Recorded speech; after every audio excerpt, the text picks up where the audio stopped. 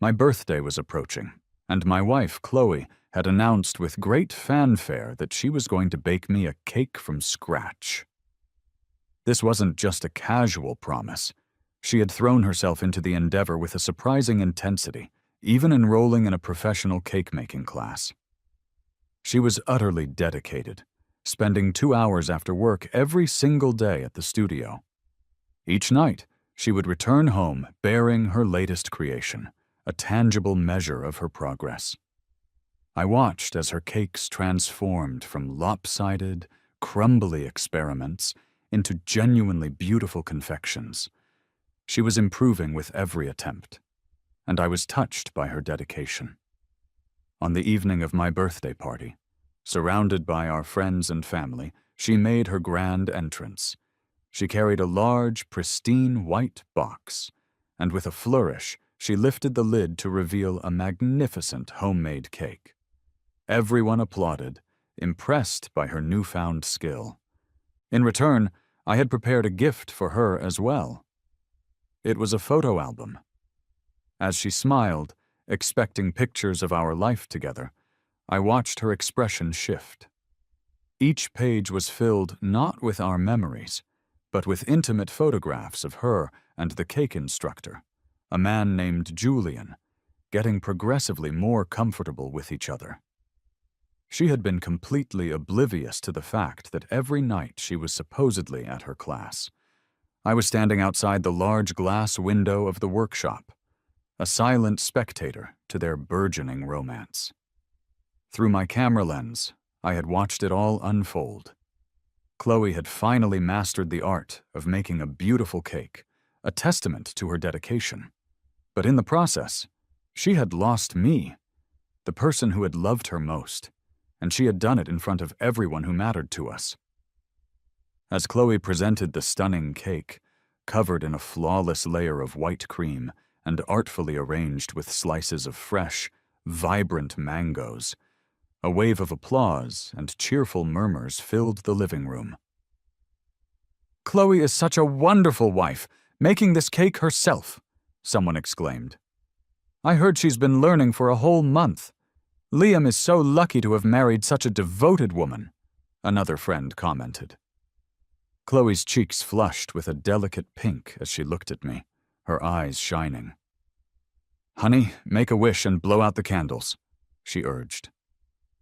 I gazed back at her, my hand resting on the gift-wrapped box beside me. She had indeed worked hard, dedicating 2 hours every day after her job just to learn this skill for me. I felt a surge of something, not gratitude, but a cold resolve. So, I had decided to give her a gift in return, a token of my own dedication. "You two are hilarious," a friend chuckled, "still spreading the love around endlessly." Chloe shot me a playful look. "You still got me a gift, huh? What is it?" She reached for the box with delicate fingers, gently untying the satin bow. As the lid came off, the box was designed to fall open, scattering its contents across the floor like a sudden flurry of snowflakes. Confusion rippled through the room. "What is this? They're just photos," someone said, bending down to pick one up. A gasp followed. "Who's the guy she's hugging? Chloe, isn't that Julian? Your ex?" The whispers grew louder, more urgent. "How come it's all intimate photos of them at the cake shop? Wow, that's shameless." Friends began picking up the scattered pictures, their hushed comments weaving a tapestry of shock and scandal. The color drained from Chloe's face, turning it a stark, ghostly white. She lunged forward, grabbing at the photos in their hands. "Don't look! These are fake!"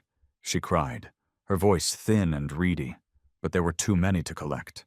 Dozens of them spread across the carpet, each a frozen moment of her betrayal. A heavy, awkward silence descended upon the room. The celebratory atmosphere evaporated, replaced by a palpable tension. One by one, our guests made flimsy excuses and began to leave, eager to escape the suffocating atmosphere. Soon, it was just Chloe and me standing amidst the wreckage of the party in our living room.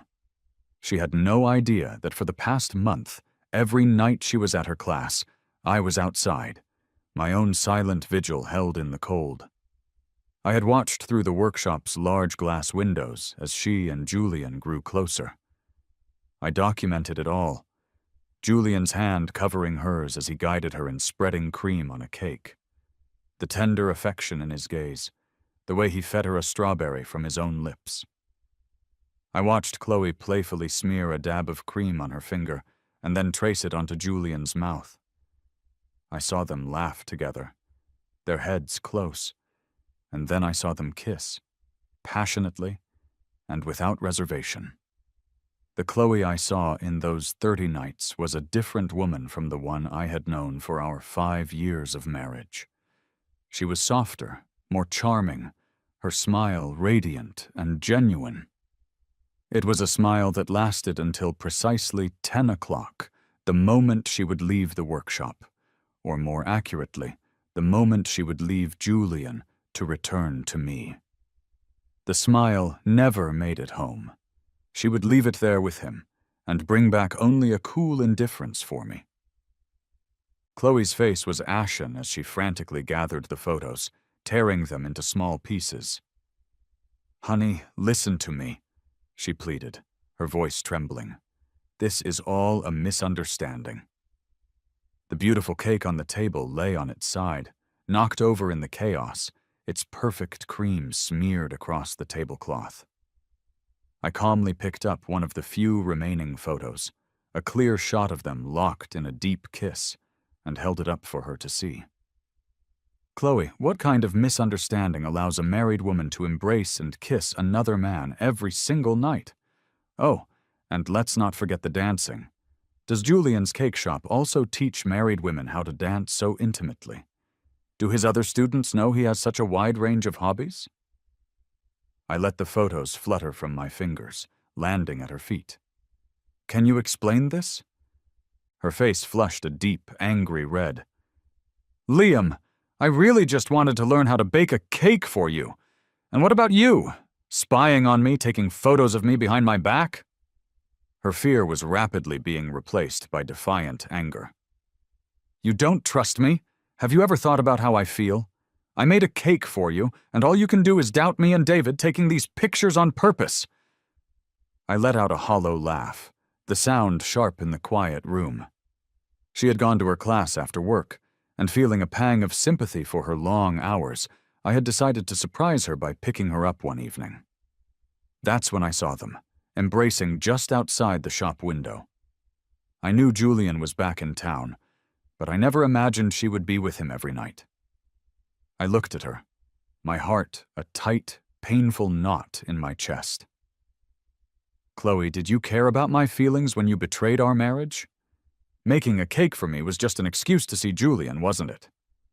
After all," I added, my voice dropping, "if it were truly for me, would you have made a mango cake? I'm allergic to mangoes. Did you forget?" Of course she would remember what Julian liked. How could she possibly have room in her memory for my preferences? The mention of my allergy seemed to finally land a blow. Chloe's face paled once more as the realization hit her, but she quickly tried to recover. I forgot. And besides, the mangoes looked so fresh and sweet at the market. I held up a hand, cutting her off. "Chloe, enough. If you had any shred of sentiment left for me, for us, you wouldn't have done any of this." She tilted her head, a stubborn look settling on her features. "I know you've always been jealous of me and Julian, but we're just friends now. Don't taint our relationship with your dirty thoughts. A friendly kiss doesn't mean I broke our vows. Today was my class reunion too, but I skipped it because of you and your birthday. What more do you want from me, Liam? Know when to stop." Just then, her phone rang, filling the silence with a melody I didn't recognize. I knew, with a sickening certainty, that it was Julian. It had to be their special ringtone, something personal from their past, perhaps a piano duet from their college days. I imagined that every time he called, that music would transport her back to sweeter times with him.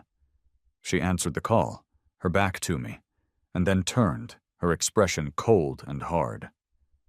"Are you happy now that you've ruined your own birthday party? Think things over.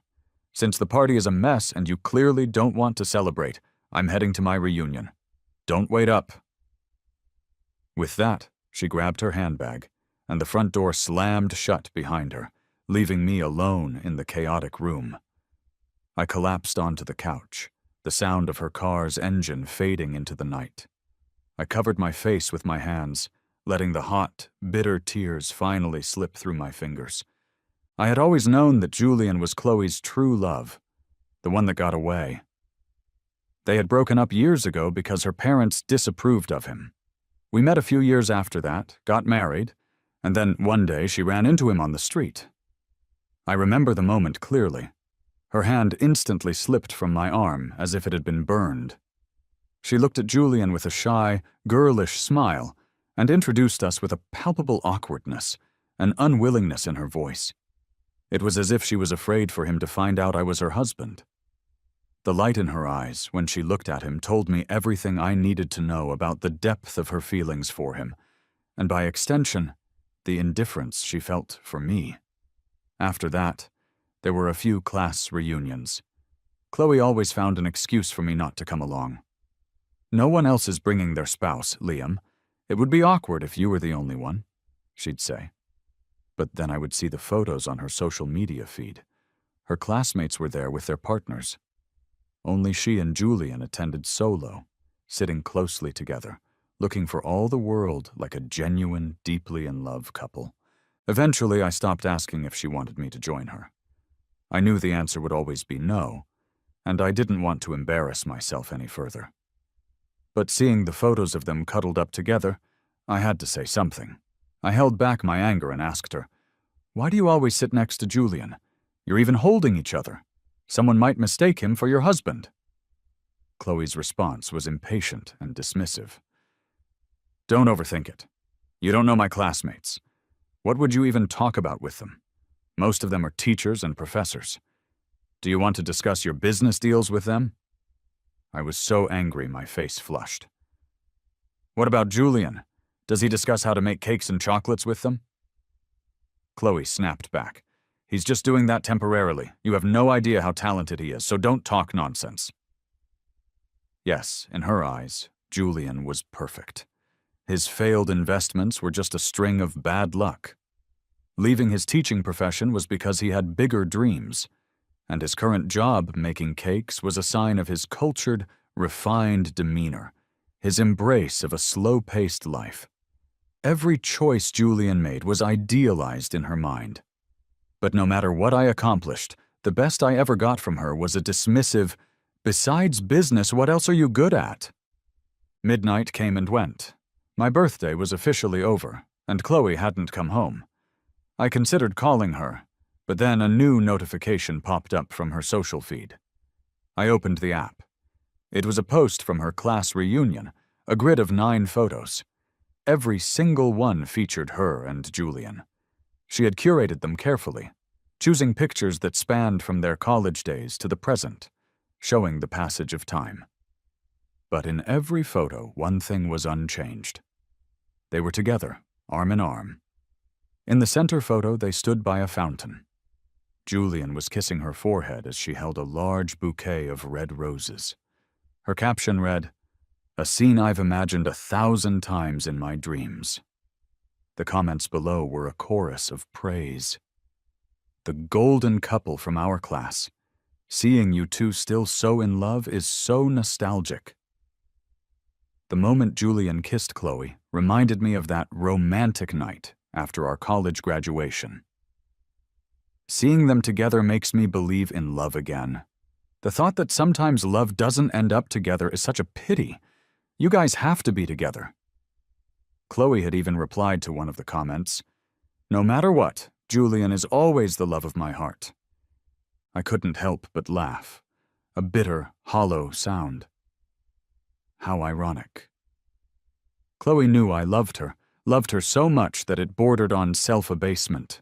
She took full advantage of that devotion, openly flaunting her feelings for another man because she knew I would never leave her. She knew that even if I got angry, A little coaxing and a few sweet words would have me running right back to her. I couldn't resist. I typed out a comment under her post. "You've come this far, why not just get married?" I put down my phone, feeling a profound exhaustion settle over me. I looked around the home I had built with so much love and laughter, and it all felt like a cruel joke. I sent a message to my secretary. "Get ready to expand the branch office. We start in 3 days." Then, I got up and began to pack my things into a suitcase. My company had always planned on expanding into City B, but certain circumstances required my personal oversight. I had been hesitant to go, unable to bear the thought of leaving Chloe. Home had always been my priority. But now, it all seemed utterly pointless. I was jolted awake by the sound of things being thrown and crashing downstairs. Chloe stormed into the bedroom, her face contorted with fury. "Liam, are you crazy? What nonsense did you spout on my social feed last night? Do you know how much trouble you've caused Julian?" My foggy, sleep-deprived brain slowly cleared, and I remembered my comment on her post. I threw off the covers and got out of bed. What, is he unhappy with my comment? Chloe's eyes burned with a righteous anger. "What were you thinking? You put me and him in such a bad light. What are we doing that's so shameful? Delete that comment right now and apologize to Julian. My parents have been blowing up my phone all morning. You've caused this mess, now you fix it. Do you know how awkward Julian was at the reunion because of you? Delete the comment immediately." She grabbed my phone from the bedside table and hurled it at me. It struck my forehead with a sharp crack. I felt a wave of dizziness as a warm stream of liquid trickled down my face. I touched it, and my hand came away covered in blood. A gash on my brow was dripping steadily, a disturbing sight. Chloe was momentarily shocked, taking a step back and muttering, "Why didn't you dodge? If you hadn't written that comment, I wouldn't have been mad enough to throw it. It's not my fault." I was speechless, feeling as if my throat was filled with gravel. Why did I ever love a woman who held another man so clearly in her heart and in her eyes? Pressing a clean towel from the bathroom to the wound to stanch the bleeding, I looked at her, my voice flat and devoid of emotion. "Chloe, you love Julian so much. I'll let you two be together." I turned, walked out of the bedroom, and slammed the door behind me. The gash on my forehead was deep and ended up needing 5 stitches. The doctor, a kind older man, tried to offer some comfort. "It's okay for guys. Scars aren't a big deal. Your wife won't mind, right?" I forced a weak smile. "She probably wouldn't care. She's the one who threw the phone." His jaw dropped, and he was left speechless. Just as I stepped out of the emergency room, I saw Chloe and Julian rushing toward me. Chloe tried to stop me. "I can't drive, so I got Julian to bring me here." "How's your wound?" I attempted to push past her, heading for the exit, but Julian blocked my path. "Liam, Chloe didn't mean it. She was terrified when she called me. She was crying the whole time." "You're not going to hold this against her, right?" Chloe looked at me, her own eyes welling up with tears. "If you had just apologized, I wouldn't have gotten so mad. I wouldn't have thrown anything. How was I to know you couldn't dodge a simple cell phone?" I stopped and stared at them, Julian with his arm half embracing Chloe in a protective gesture. A raw, furious shout tore from my throat. "You want me to apologize? Apologize to a man who was making out with my wife? Apologize for what? For not being into it enough, or for not kissing long enough? You two have no shame, but I do. Chloe, from this moment on, we are done. Go kiss whoever you want. If someone out there is into wearing a green hat, go look for them. Chloe, we're getting a divorce." She was stunned. "What did you say? Divorce? Over such a little thing? Liam, did you get hit in the head or something? Divorce me." "Ha! Don't act so impulsively. When you regret it later, I won't even look back." I ignored her, went straight home, grabbed my packed suitcase, and gave one last, lingering glance at what used to be a warm and happy home before walking away for good. 3 days later, I left City A with a few key subordinates and headed for City B. I didn't take any of Chloe's calls and didn't reply to her messages. I left all the divorce matters in the hands of my lawyer. But then, Julian called me. "Liam, are you seriously overreacting?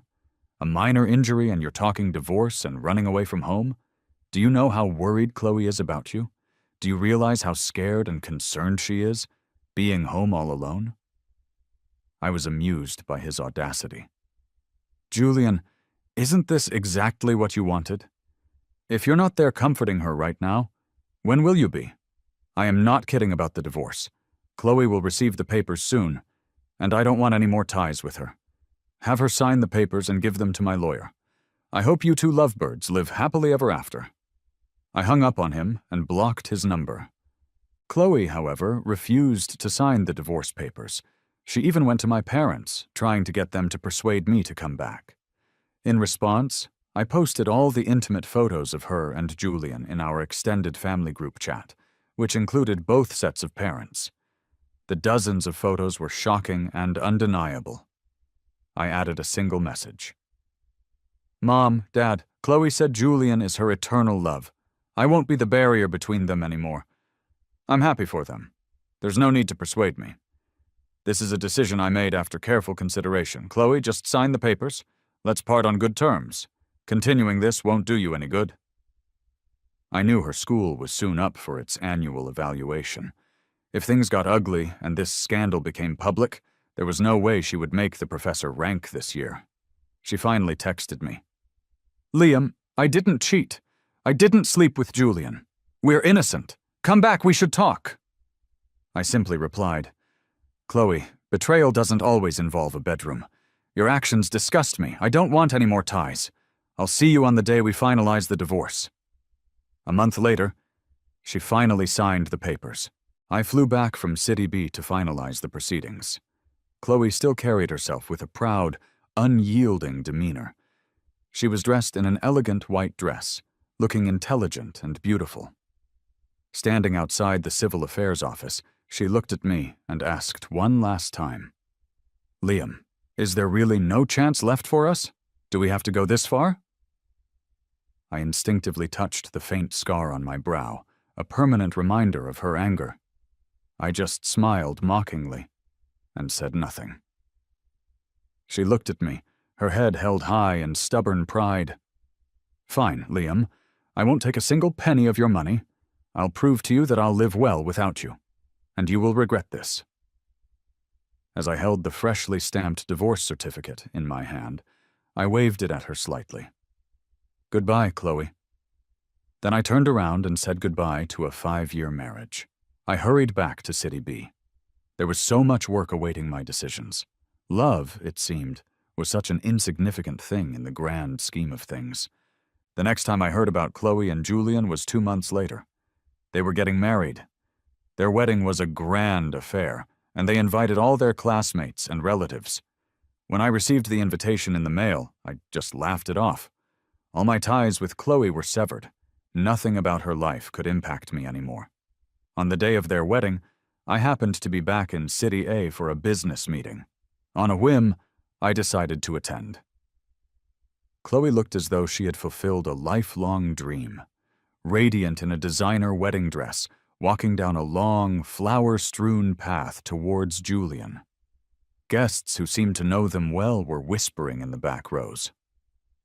"I heard Chloe footed the entire bill for this wedding," one said. "Wow, she's really putting out for him."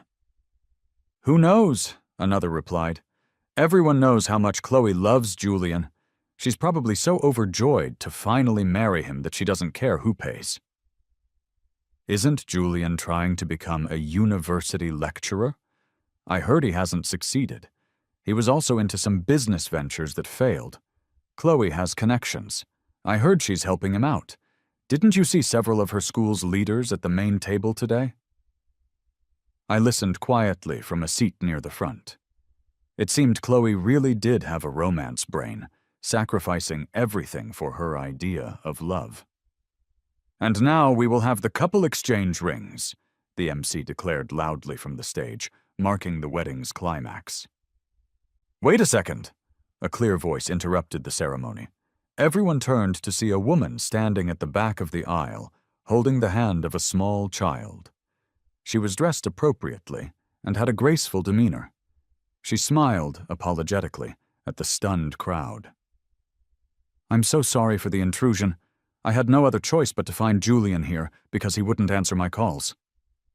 Chloe eyed her with suspicion. "Who are you?" The woman leaned down and whispered softly to the child beside her. "You said you haven't seen Daddy in a long time. Go to Daddy now." The little girl, who looked to be around 3 or 4 years old, saw Julian on the stage and happily ran towards him. "Daddy, Mia missed you so much. Why haven't you come to see Mia in such a long time?" The word Daddy detonated in the silent hall, leaving everyone in shock. Julian was married. Talk about a bombshell! Didn't he say he was always single when he came back? Chloe turned pale, as if she'd been physically struck. "Julian, who is she? Why is this child calling you Daddy? Were you married? Did you lie to me?" Julian shook his head, looking flustered and panicked. "I wasn't married! Don't listen to them, they're making things up." The woman stepped forward gracefully. "Chloe, my name is Isabella. I'm Julian's fiancée. I'm not here to cause trouble. I have my own job and my own life. I'm just here to settle a debt. Julian wasn't married. That part is true. He just had a child with me. He promised he would give me and our child a proper status, a family. Then he said he was starting a company with a friend and left home to earn money for us. After that, nothing. No child support, and he even took all of our savings, claiming it was for an investment. I couldn't reach him by phone. He blocked me. If it weren't for a mutual friend he forgot to block seeing his wedding announcement on social media, I never would have found him. Julian, don't worry, I'm not here to crash your wedding. I just want what you owe me." Julian stepped forward, his voice a low hiss. "Then why are you here? Go back home. I'll come find you after the wedding." Isabella laughed, a sound devoid of humor. "David, I don't trust you anymore. I won't believe another word that comes out of your mouth. Today, in front of all your friends and family, I just want my money back. Then I'll leave with the child. You don't want to get stuck here with me, making Chloe wait in her wedding dress, right?" Chloe rushed up, demanding answers. "Julian, what is going on? Didn't you say you only ever had room in your heart for me? How could you have a child with another woman?" The little girl, scared by Chloe's angry reaction, hid behind Julian's legs. "Daddy, I'm scared."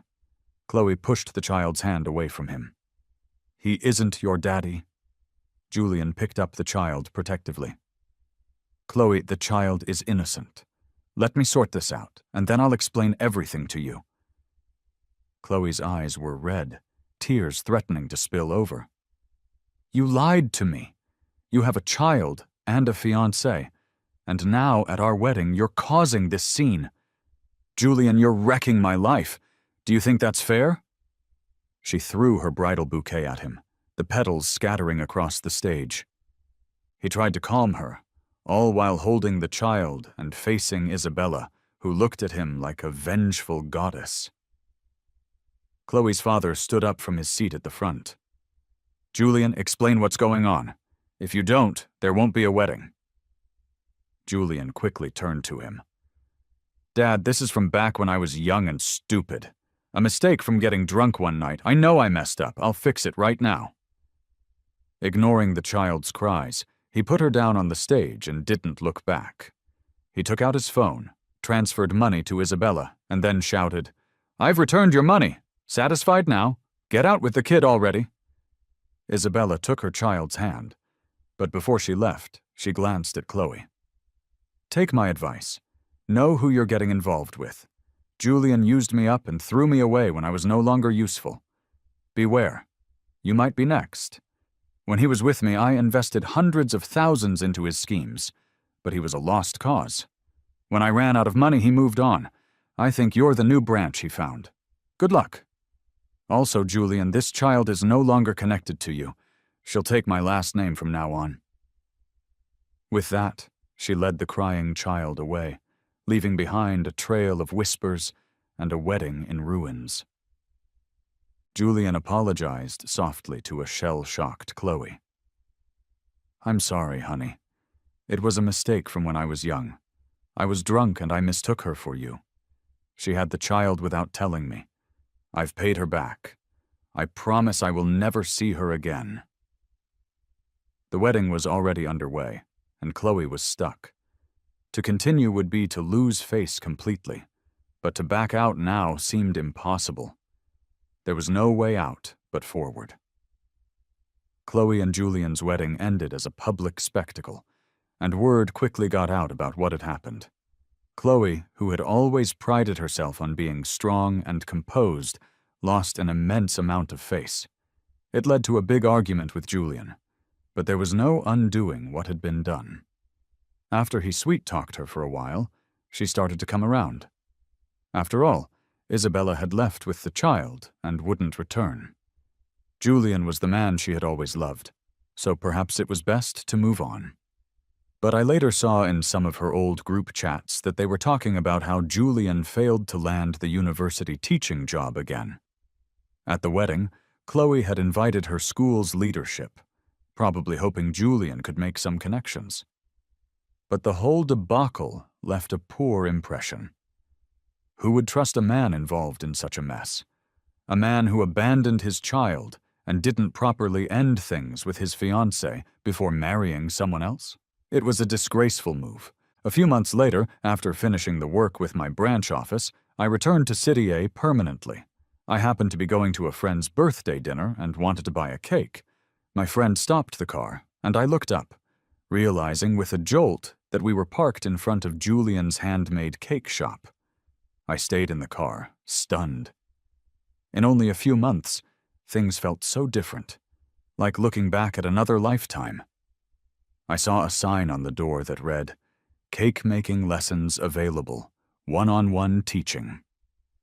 Through the large glass window, I saw Julian laughing and chatting with a young, beautiful girl as they made a cake together. It was a hauntingly familiar scene, only this time the woman had changed from Chloe to this pretty new girl. Julian gently held the girl's hand, showing her how to spread cream on the cake. They exchanged frequent smiles. I let out a mocking laugh. Some people never change. While I was lost in this thought, I saw a woman with messy hair rush into the cake shop. She yanked Julian and the girl apart and landed a sharp slap across the girl's face. "You homewrecker, I'm going to teach you a lesson. Dressed all dolled up to make a cake, who are you trying to seduce?" I looked closer and realized with a shock that the wild, frantic woman was Chloe. The girl covered her face, tears welling in her eyes, and hid behind Julian. "You're crazy! What are you doing? I'm just learning how to make a cake from the teacher. I didn't do anything wrong." Chloe tried to strike her again, but Julian pushed her away forcefully. "Chloe, have you lost your mind? Throwing a tantrum at home isn't enough. You have to cause a scene at my workplace, too. Do you really want to ruin my career? I was just teaching a student to bake, and you storm in here hitting and yelling. Apologize to her now." Chloe looked at him in utter disbelief. "You want me to apologize to her? She's flirting with you. Do you think I don't know about your little flings? Now you want me to say sorry? Julian, is this how you treat me? I fill your bottomless pit with money, but you take my money and go on dates with pretty young girls. Do you have any conscience? Do you realize what I've given up for you? And now you cheat on me, living it up. I'm done with you." She lunged at Julian, trying to claw at his face, mad with anger. Julian shielded the pretty girl and shoved Chloe aside. She stumbled backward and hit her waist hard on the sharp edge of a stainless steel table, crying out in pain and curling up on the floor, moaning. The pretty girl fell into Julian's arms, crying. I was terrified. Julian comforted her. "It's okay, don't be scared. She'll calm down eventually." Then he shouted down at Chloe, who was lying on the floor. "You're paranoid. Every day checking my phone, following my schedule. I'm your husband, not your prisoner. Who could stand being married to you?" Chloe couldn't sit up, crying out in pain. "Julian, call an ambulance. My stomach hurts so badly." Julian was unmoved. "Stop playing the victim here. You think I won't blame you for this? You've ruined my business. I'm not letting this go." I watched Chloe lying there, groaning, and decided to walk in. When Chloe saw me, her eyes lit up, and she reached out a hand. "Liam, help me." I looked at Julian and said, as a neutral outsider, "I'd say you should call an ambulance. It looks like she's bleeding." The sight of blood pooling on the floor beneath her made Chloe's face turn even paler, and Julian finally froze in place, shocked into action. The ambulance arrived swiftly. Chloe clutched her stomach as they lifted her onto a stretcher. Julian was completely lost, so I gave him a push onto the ambulance to follow it to the hospital. It turned out Chloe was pregnant. After Julian had pushed her, she began bleeding and was rushed into the emergency room to see if the pregnancy could be saved. When she was out of surgery, the doctor looked sternly at Julian. "Wasn't the family aware of this? She's pregnant with twins. It's not yet 3 months and the pregnancy is still delicate. How could you let her fall?"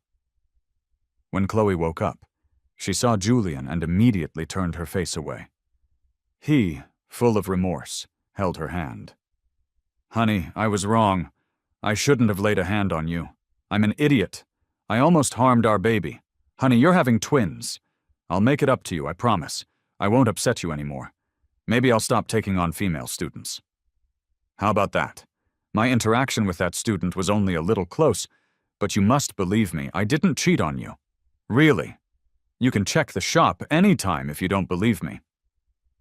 Chloe's heart softened, and she was on the verge of forgiving him until she noticed a bright red lipstick mark on his collar. Her anger flared anew, and she slapped him hard across the face. "Julian, you disgust me. Teaching cakes, huh? Teaching them how? Straight to the bed, just like you taught me." Julian was stunned by the slap.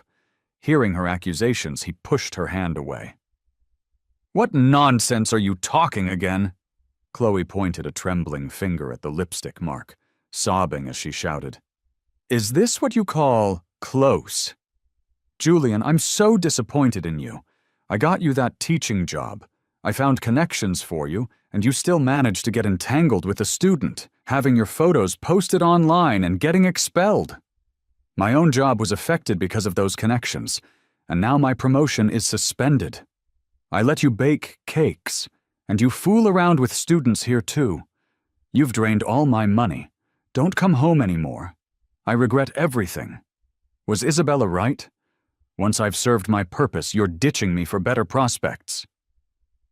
Julian took a step back, watching her scream frantically with a cold, detached expression. "I think your emotions are unstable because of the pregnancy. Chloe, you have 2 kids to think about now. What do you plan on doing? Divorce? Be a single mom? If you divorce again, that'll be twice. I don't care. But you? A woman with 2 divorces? Who's going to want you? Besides me, no one would want to be with you, and you know that. Calm down. I'll come back to see you tomorrow." Saying this, he slammed the door and left. I had been standing outside, and I watched him storm off in anger. I opened the door to the room and saw Chloe inside, crying her heart out. Seeing me, she stopped crying, forced a weak smile, and said, "Liam, thank you for saving me today." She hung her head, tears splashing onto the white hospital bedsheets. Crying, she said, "Liam, I was wrong all along. I betrayed you for a heartless man like him. My current fate is the karma I deserve. Do you know Julian has absolutely no skills? He's always dreaming big but achieves nothing. He spent all our family's money and maxed out all my credit cards. leaving me to pay the monthly bills. When I had no money left, he made me borrow from friends and family to fill his endless pit. Meanwhile, he's out flirting with other women. Everything he ever said was a lie. I thought I had found a good man, but it turns out he was anything but. If I could choose again, I wish I had never met him. I listened quietly to her confession and then said softly, "Chloe, this was your choice, but life has no what-ifs." I heard later that the next day, Chloe aborted the children and decided to divorce Julian. He didn't agree, of course. He was deeply in debt, and without Chloe to support him, he'd be homeless. He clung to her, refusing to divorce at any cost. Their divorce case dragged on for 2 exhausting years. It only ended because Julian got another one of his cake-baking trainees pregnant. Her boyfriend came over and beat Julian half to death. The next day, someone found a limping, broken Julian lying in his cake shop. Chloe finally used this incident to force a divorce. After the scandal with Julian's affair with his student, Chloe was suspended from her teaching job. She finally decided not to teach anymore, resigning to move to a remote mountain area to teach underprivileged children. And Julian? He was chased by creditors everywhere, living a life of hiding and running. One day I was driving my new girlfriend to get some dessert. She insisted on a particular shop that made a strawberry-filled cake she loved. We drove around half the city to find it and passed by the location of Julian's old cake shop. It had long since been replaced by a trendy clothing store, with no trace of its past. My girlfriend playfully tugged at my ear. "What are you staring at out there? Are you looking at another girl? I'll get jealous, you know. You can only look at me." I turned to her, a genuine smile spreading across my face. "I saw a jewelry store. It made me think, it's time for us to get married." She smiled, her eyes lighting up, and threw her arms around my neck. "All right," she said, her voice filled with joy. "Let's get married."